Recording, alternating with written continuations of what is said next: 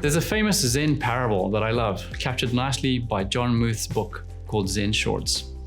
Two traveling monks reached a town where there was a young woman waiting to step out of her sedan chair. The rains had made deep puddles, and she couldn't step across without spoiling her silken robes. She stood there looking very cross and impatient.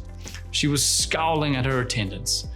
They had nowhere to put down the packages that they were holding for her, so they couldn't actually help her across the puddles.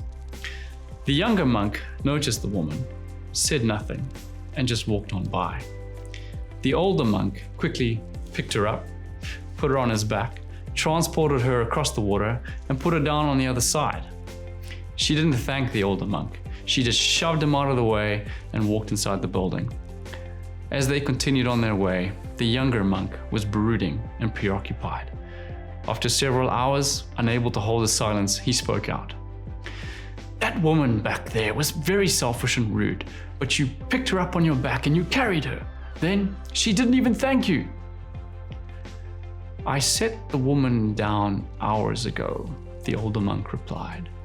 "Why are you still carrying her?" This is an old story. We don't tend to carry around people in sedan chairs anymore, but the message is still relevant. I find myself coming back to this idea of holding on again and again. There are so many bad investments we get stuck holding on to. An argument with a friend, something a spouse did or didn't do, the person who cut you off in traffic. None of these things provide any sort of positive return on investment in our lives, and yet we can't seem to let them go.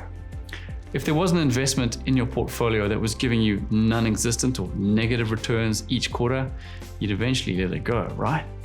So why not do the same thing with bad emotional investments too?